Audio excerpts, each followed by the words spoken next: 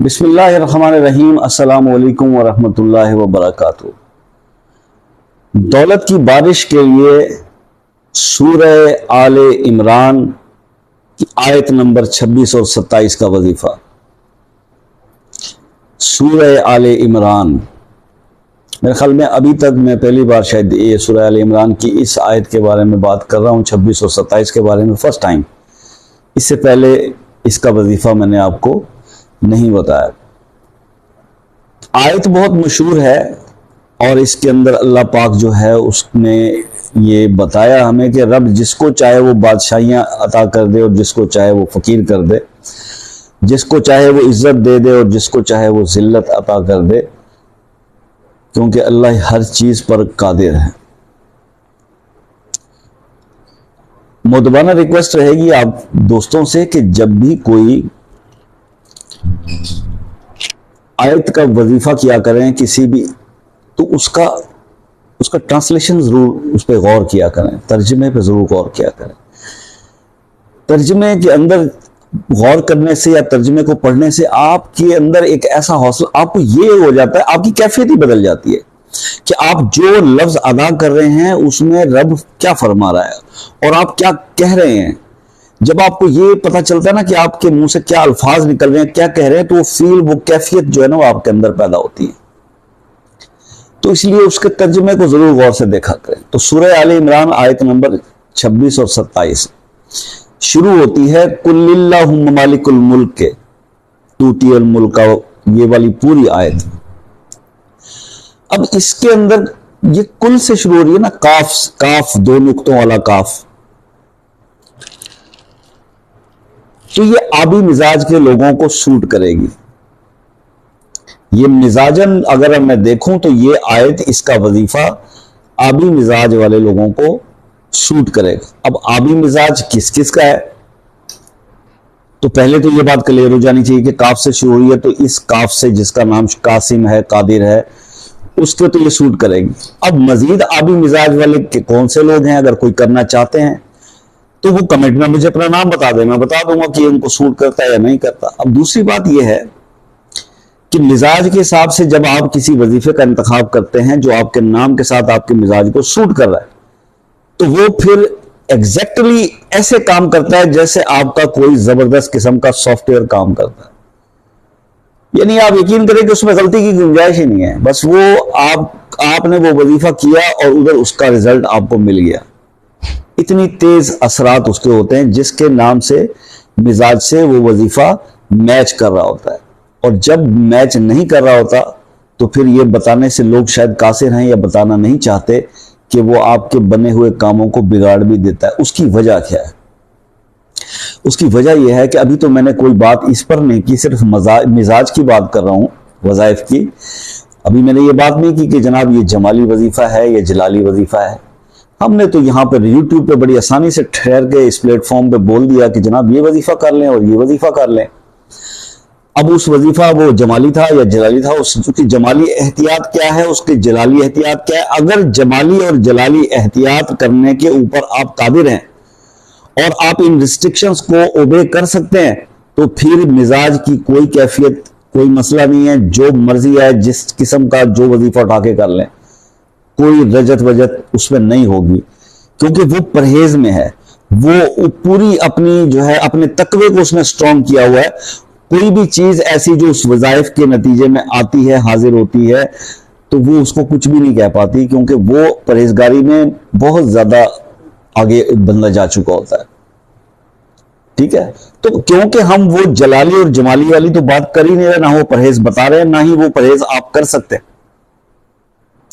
تو پھر ایسی صورت میں کیا کرنا چاہیے؟ پھر ایسی صورت میں یہی کرنا چاہیے تو وظائف، انہی وظائف میں ہاتھ ڈال لیں جو مزاج کو موافق ہیں۔ اس میں آپ ہاتھ نہ ڈالیں جس کے اوپر آپ کو پتہ نہیں کہ یہ جلالی آیت ہے۔ اب لوگ آیت کریمہ کا بتاتے ہیں اور آیت کریمہ دھڑ لوگ پڑھ رہے ہوتے ہیں اور پھر مجھے فون کر کے بتا رہے ہوتے ہیں میرے بہن بھائی کہ سر جی ہم تو الٹا ڈوب گئے اور بس اب تو فاقوں کی نوبت آ گئی ہے، کیا ہوا؟ میرے بھائی آیت کریمہ جلالی وظیفہ ہے، یہ اتنا تیز اثر وظیفہ ہے، اس کے پڑھنے سے اس کے ساتھ جڑی ہوئی چیزیں اڑ اڑ کر انسان کی طرف آتی ہیں۔ اور جب وہ آتی ہیں اور دیکھتی ہیں کہ اس نے تو کچھ بھی نہیں کیا ہوا، نہ حصار کیا ہوا ہے، نہ اس نے کوئی صدقہ خیرات کیا ہوا ہے، نہ اس نے کوئی جو ہے وہ پرہیز کیا ہوا ہے، یہ دودھ بھی پی رہا ہے، یہ انڈا بھی کھا رہا ہے، اس نے مچھلی بھی کھائی ہوئی ہے، اس نے بڑا گوشت بھی کھایا ہوا ہے، تو پھر کیا مجھے بتائیے کہ وہ چیزیں ان چیزوں کو ناپسند کرتی ہیں تو وہ کیسے آپ کا کام کریں گی، الٹا آپ کو تکلیف پہنچا سکتی ہیں۔ یہ چیزیں کچھ ہیں، بس یہ اس لیے بتایا جا رہا ہے یا میں بتا رہا ہوں کہ اندھا دھند کسی کے بتائے ہوئے ٹائٹل پہ کہ رزق کی بارش ہو جائے گی، دولت کی بارش، ابے بھائی ہو جائے گی، یہ آیت بتائی ہے، ہو جائے گی ان لوگوں پہ بارش جو آبی مزاج کے ہیں، آنکھیں بند کر کے وظیفہ کر لیں، اور جو آبی مزاج کے نہیں ہیں ان کا کیا، ان کے بارے میں پھر کیا کریں گے؟ اب وہ کیا ہوتا ہے کہ کیونکہ میں نے بتا دیا نا یہ بات، اگر میں نہ بتاتا اور جیسے میرے دوست کہتے ہیں یار ویڈیو کو طویل نہ کیا کریں، بس 2 منٹ کی بات کر کے بند کر دیا کریں، ان سے ہاتھ جوڑ کے ریکویسٹ ہے حضور یہی بات کر کر کے میں بیڑا غرق ہوا پڑا ہے عوام کا،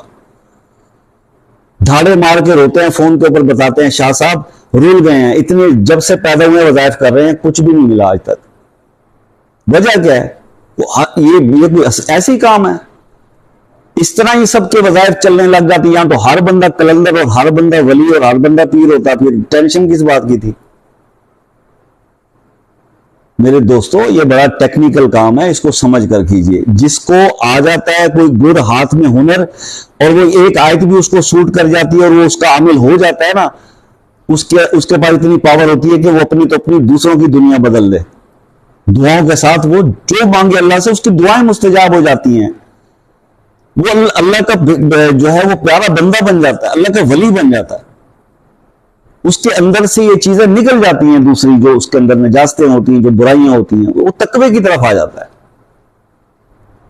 وہ آیت اس کے دل میں گھر کر جاتی ہے، اس کے دل کے شیشے کو چمکا دیتی ہے۔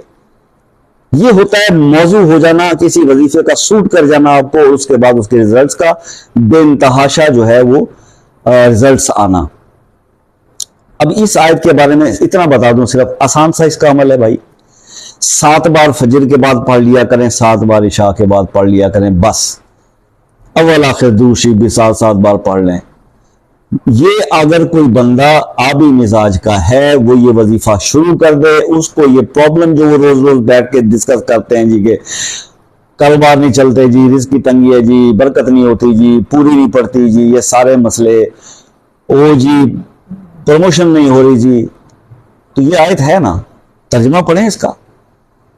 اس میں ترجمہ پڑھیں کہ رب اس میں کیا فرما رہا ہے کہ ہم جسے چاہے بادشاہیاں عطا کر دیں، بادشاہیاں عطا کر دیں، نوکری کی تو بات ہی نہیں ہو رہی، بادشاہ بنا دیں ہم جس کو چاہے فقیر کر دیں، بے شک اللہ ہر چیز پر قادر۔ تو اس ترجمے کو پڑھ کے، اس آیت کو سمجھ کے، آبی مزاج والوں سے میری ریکویسٹ ہے کہ وہ اس کو کر لیں، دوسرے مزاج والے جو ہیں وہ مجھ سے پوچھ لیں، میں آپ کو سمجھا دوں گا کہ آپ کے مزاج کو کون سا وظیفہ سوٹ کرے گا، وہی عمل کریں، اور باقی ادھر اپنا ٹائم ویسٹ نہ کریں، اپنے آپ کو مزید تکالیف میں نہ ڈالیں، کیونکہ ہم پوری فیملی کے ساتھ رہ رہے ہوتے ہیں، خواتین بچوں کو بھی ہینڈل کر رہی ہوتے ہیں، چھوٹے بچے ہوتے ہیں، ناپاکی کر دیتے ہیں، چلے اور وظیفے کرنے والے بندے کو بہت زیادہ پاکی صفائی کا خیال کرنا پڑتا ہے، آپ خواتین نہیں کر سکتی، اور اسی طرح سے مرد حضرات بھی ہیں جو بچوں سے بہت زیادہ جڑے ہوئے ہیں، تو اس لیے اور پھر ان کو تکلیف ہوتی ہیں، پھر مختلف بیماریاں گھروں میں آ جاتی ہیں اور بڑے مسائل ہو جاتے ہیں، یہ تو کوئی بتاتا ہی نہیں یوٹیوب پہ کھڑے ہو کے، بس 2 منٹ کی ویڈیو بنائی، یہ پڑھ لیں، دولت کی بارش، رزق کی بارش، نوٹوں کی بارش، ڈالروں کی بارش، ختم کہانی، اور اس کے بعد بتایا نہیں کہ یار اگر ایسے میں یہ نہ کیا تو پھر یہ بھی ہو سکتا ہے، یہ کون بتاتا ہے پھر؟ تو بھائی میں ہمت کر رہا ہوں، دعا کیجئے گا اللہ کامیاب کرے، آپ کے لیے وظیفہ آج پیش کر دیا، انشاءاللہ ملتے رہیں گے اور وظیفوں کے ساتھ،